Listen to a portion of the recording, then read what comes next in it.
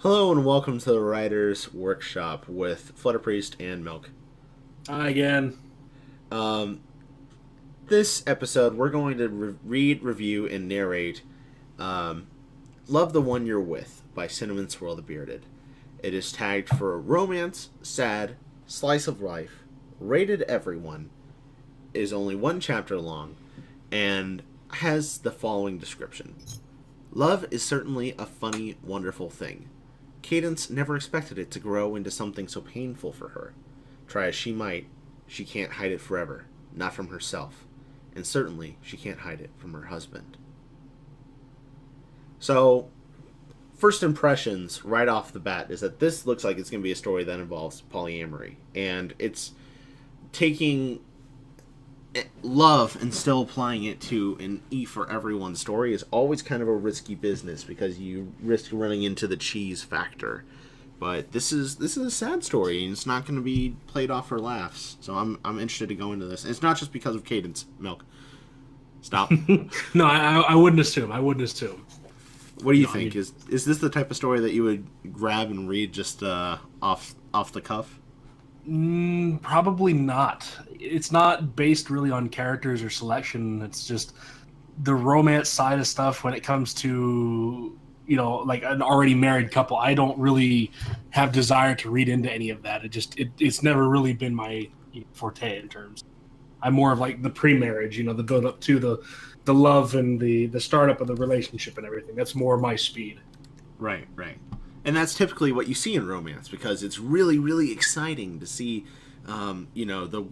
the wick lightly go down inch by inch on the dynamite cracker, and then you get the big pop, and then what? You can watch the pieces fall to the ground. Like after the romance is settled, after the marriage happens, there isn't much that really happens unless you start adding just extra things that isn't part of the core romance, just like to make them run into trouble or something like that. Anyway, That's why you see a lot of romance like start pre-relationship, build up to a wedding, and then the wedding is basically the last chapter before an epilogue or one or two chapters where it's like a little slice of life style thing. we have kids now.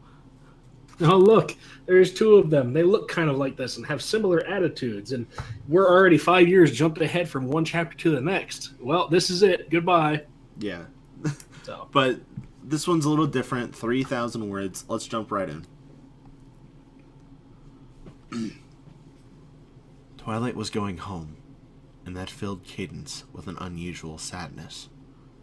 Cadance let her hoof rest on the balcony railing, and her smile wilted slightly as she watched Twilight's form in the distance. Equestria's youngest princess was swooping down, circling over her friends as they headed away from the palace and towards the train station. It wasn't the most skilled aeronautic display she had ever seen, although it was hardly fair to critique Twilight for not displaying the skill of a born Pegasus might. Honestly, she was much more confident in the air than the last time Cadance had seen her, and confident in general. It only served to remind her of how the little filly, who once panicked at the mere suggestion of being tardy, had matured over the last few years. Matured wasn't the right word. Not really. No pony had met Twilight. No pony who had met Twilight, even when she was a filly, barely able to reach her sitter's shoulder, could think of her as immature, unless they were deliberately obtuse and refused to see the keen mind residing in that adorable little head of hers. Okay, yellow flag. You need to learn how to use a comma, dude. This is bad. this there like as someone who's reading over this in their head, this is a long sentence.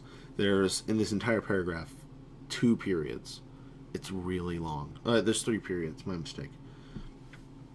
Anyway, just think about how big your sentence trees are. If you remember that from high school and English class, sentence trees, they're a nightmare. They're miserable. But if they start getting too long, it becomes a little bit of a misery. No, matured was the wrong word. Seasoned would fit her better. There was no doubt in her mind that Twilight had grown, become so much more than what she had been, and every time she had seen her, even at a distance, The breadth and depth of that growth. It was wonderful. Just days earlier, Twilight had mentioned she had reconnected with all the friends she had once had before moving to Ponyville. Neither Cadance nor her husband had particularly wanted to point out the fact that they had been probably a little better than acquaintances. She clearly valued them as friends now. However, little she may have valued them then, it was still nice to see I said Lilar.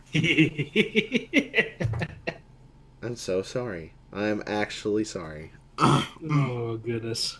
To see Lyra and Moondancer again. Even if she couldn't help but grimace at the jokes Lyra made about the wedding. Still, they were now going, heading back to the train until the next time she got to see Twilight.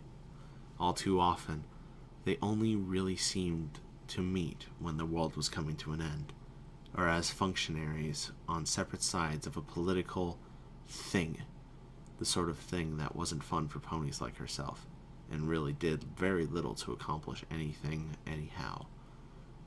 Cadance felt the smile on her face finally slip away, and the sense of wistfulness grew in her, as Twilight faded away into a purple speck that landed and disappeared into the crowd. Until next time, Twilight. Never thought we'd seen Moondancer again, Shining murmured as he stepped up beside her, staring down the road as if he could pick his sister out of the distant milling ponies by sheer force of will. She really is the princess of friendship, isn't she? She glanced at her husband without moving her head, and gave a small nod as her smile returned to its full strength. Regardless of the ache in her chest, as she leaned up against the stallion, his mere presence was enough to drive away some of the melancholy. When she turned to look at him, though, she paused, whatever she was about to say forgotten by the expression on his face. It wasn't unhappy. Not exactly. But tinged with a sort of sadness that suggested he would have preferred his LSBBFF to stay longer. Nostalgia for days gone past when he got to be Twilight's brother, indeed, rather than just in name, she supposed. And something more. Something Cadance couldn't place her wingtip on, couldn't understand. It was small, yet for some pony who knew his face so well, it was as obvious as the sun. Worry? Anxiety? Perhaps a hint of dismay as well. "What's wrong, Shiny?" Cadance asked. After everything they had been through, it hardly seemed worth it to beat around the bush, to try and get him to tell her without prompting. She liked to think the soldier in him preferred it that way. Shining trailed off, turning his head to look at her. You love her, don't you?"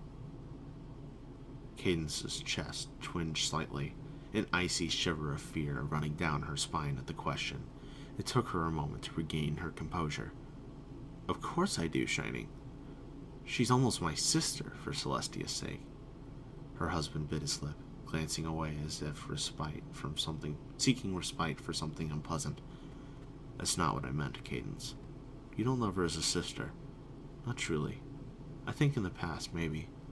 But now, no." "What other love could I have for her, Shining?" Cadance asked, smiling at him and bumping him with her hip. It was only slightly forced, a little bit fake. "Romantic," Shining snorted, "which I think you're familiar with." "Shining," Cadance made her voice firm, despite the pounding of her heart and dryness in her mouth. Her aunt had taught her how to maintain an outward appearance of calm, even in the gravest of situations. "I love her like a sister. What even makes you think such a thing, anyway?" He said nothing for a moment, looking almost bemused, as if she was being deliberately naive for a prank or something. Under that, she could see a smirk waiting to blossom. Years of military training had given her husband an excellent poker face, and to another pony, he probably looked like he had the face of stone. His lips, though, betrayed him, at least to her. Shining sighed gustily and shook his head. "I can feel it, Katie. His lips couldn't resist anymore, breaking into a wan-looking smirk. The love you feel towards her, it's like... I don't even know how to describe it. Huh. What do you mean? Her heart fluttered almost painfully as her calm composure cracked as her calm composure cracked as her wings flared and danced sideways with alarm. For all the good putting a little bit of distance between herself and her husband would do. Let me retry that line. For all the good putting a little bit of distance between herself and her husband would do. Huh. Definitely needs a comma or some That form there, of separation word. Yeah, there's something missing in there. Feel it? How? You're forgetting our vows, aren't you? Shining said pointedly, and for a moment she could felt as if she couldn't breathe. She had done nothing. Nothing. How could he say such a thing? Of course she hadn't forgotten her vows. Their vows. I'm talking about the spell, Cadance. Remember? He added gently, and not unkindly, perhaps sensing her internal strife. Oh, Cadance said, her mouth forming a perfect expression of surprise as her horn briefly vibrated with half-remembered magic. Socius, that sharing of talents, skills, and magic.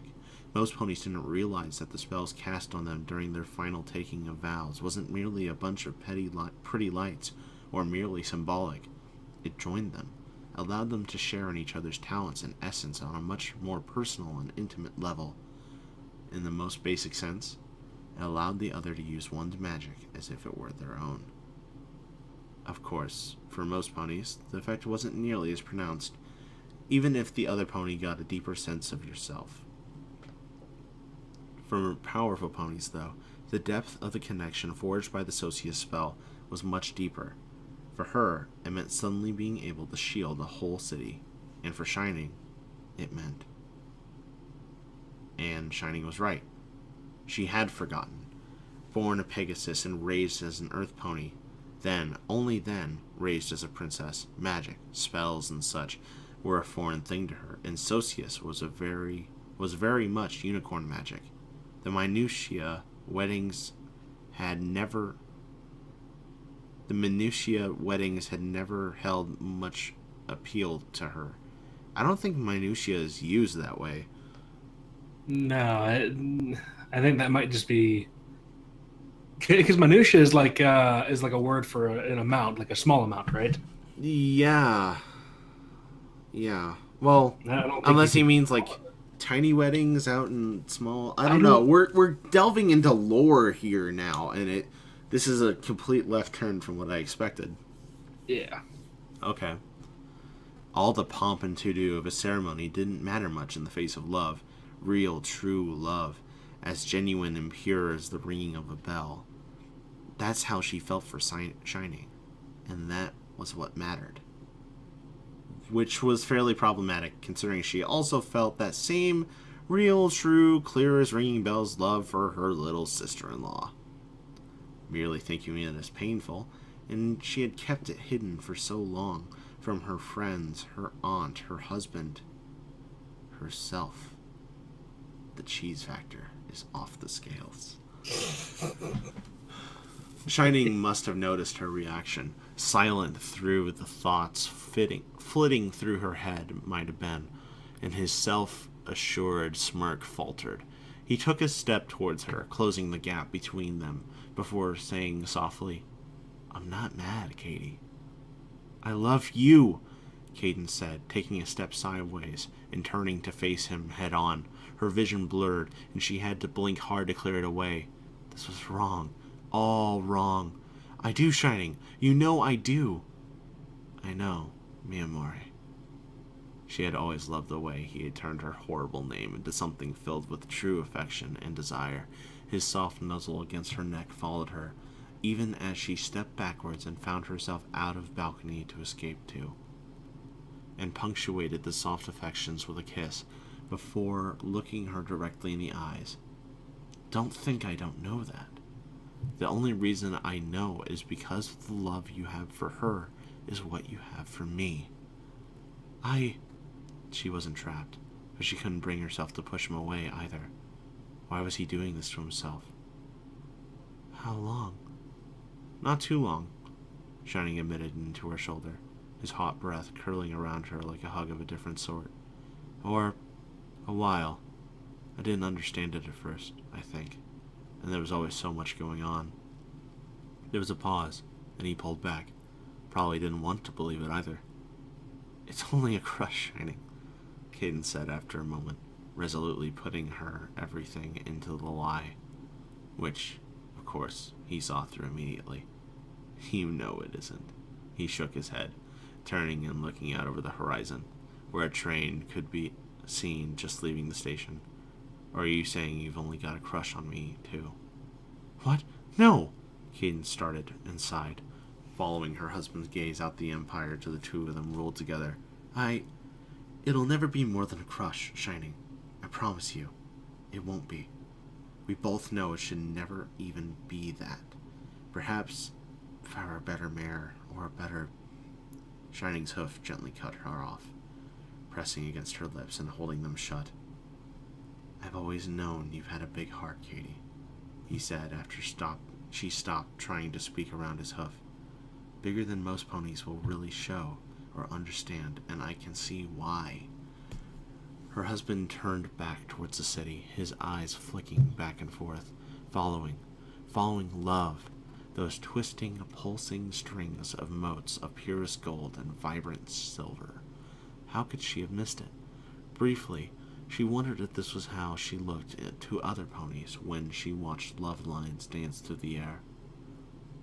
It doesn't matter, Cadance said, forcing steel into her voice, trying to sound resolute and unyielding even as her lip quavered. Of course it does. The playful tone in his voice drew Cadance's eyes back to him, to that irrepressible smirk on his lips. Some pony once told me the only thing one could do was love. That was wrong, was to deny it. Love is beautiful, she said, and should never be hidden or something to be ashamed of. I had to actually repress myself from going, some pony once told me.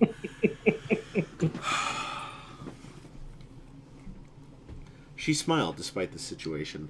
It conjured up fond memories of a silly young colt trying to explain to her why they should never be together.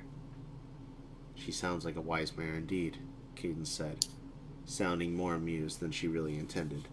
Given the gravity of the situation, she suddenly found herself in...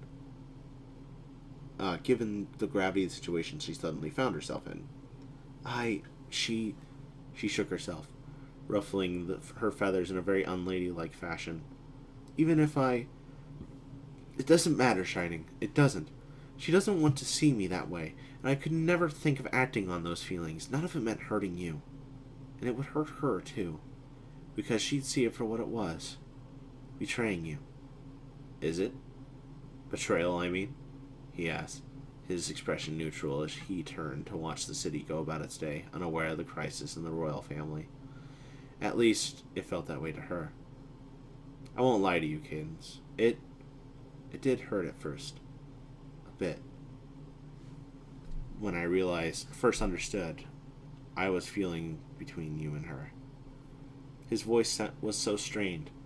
All Cadance could do was place her hoof on his withers comfortingly as she pressed close, hoping it would be welcomed rather than rejected.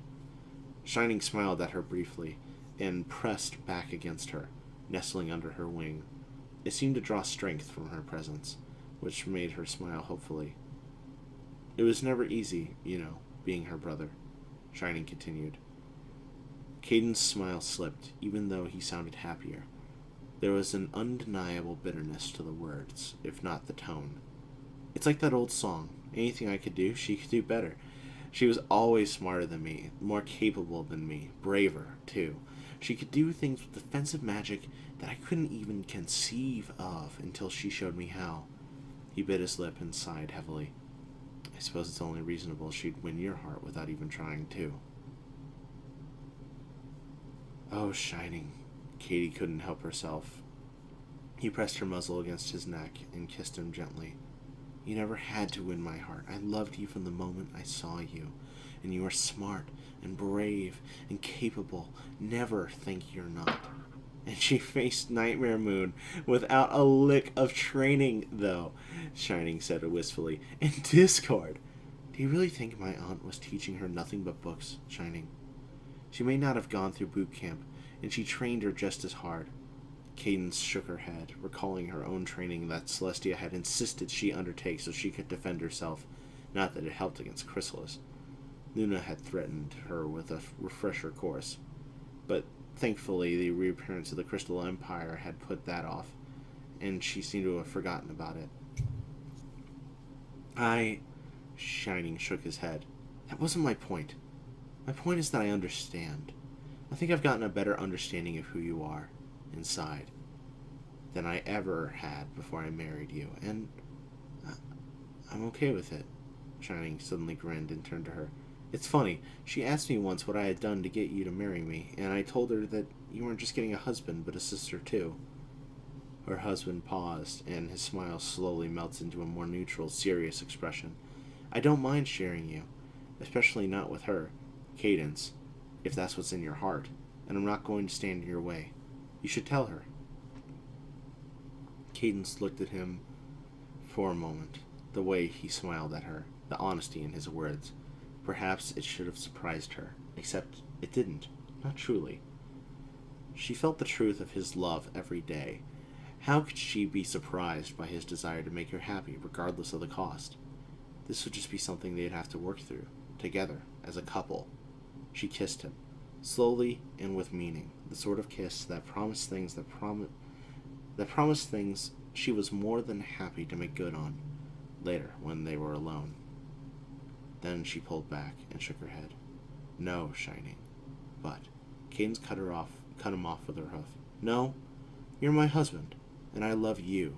This... Her voice trailed off, then shook her head. This is foolishness. Besides, I doubt she feels the same about me. And it is a betrayal, and she'd see that. And I do too, even if you don't. I think she might, actually, Shining said softly. Her heart skipped a beat, betraying her with a sense of hope that had no place in her breast. Not that she voiced it. Don't you think I would know if she did? Would you?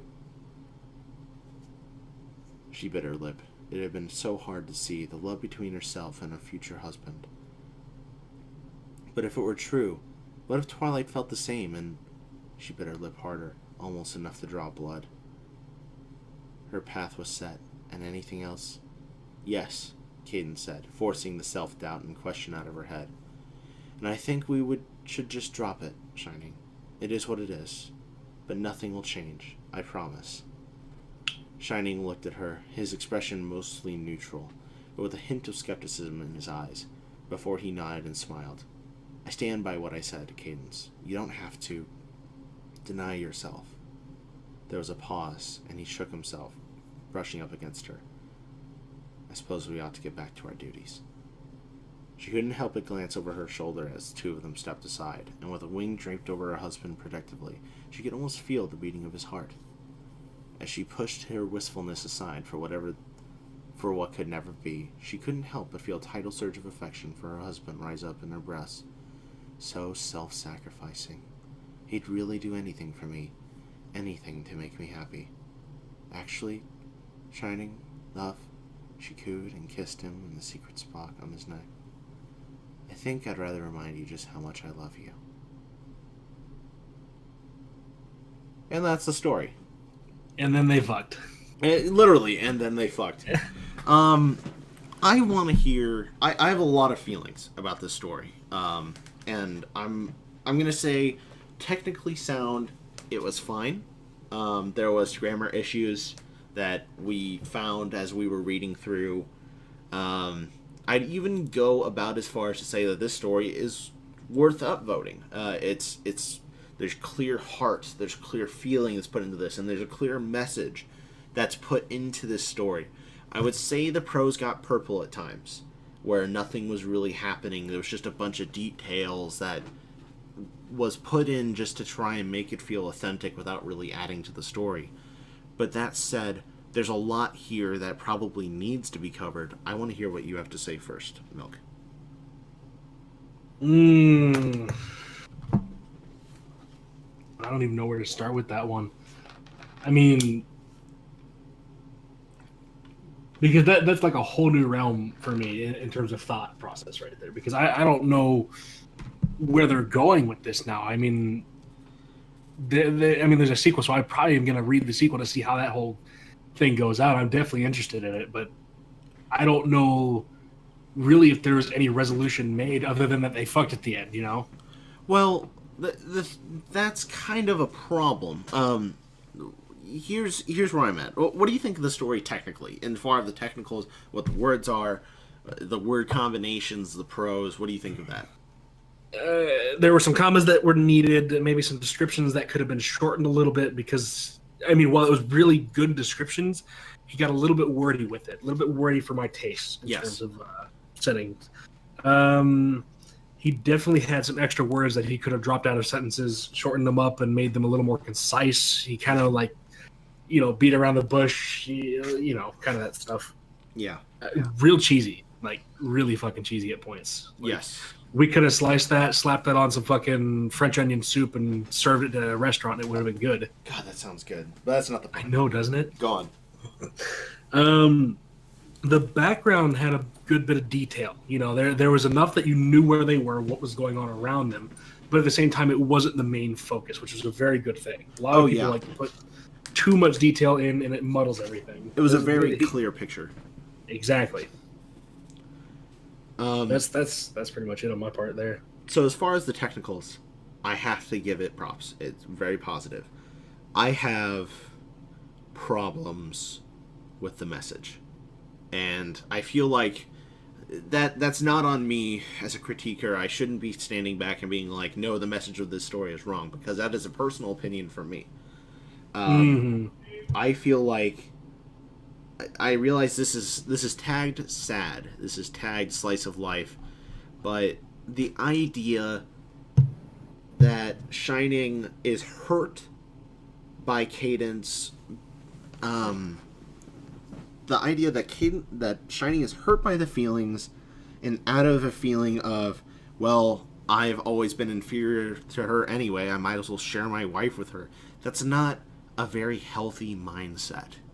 And for Cadance to then take a step back and go, okay, I'll go bone your sister because you feel inferior because of it anyway, that's only going to breed more negativity and more hurt in the long run of a possible polyamorous relationship. Polyamory is a sensitive subject, no matter what way you spend it.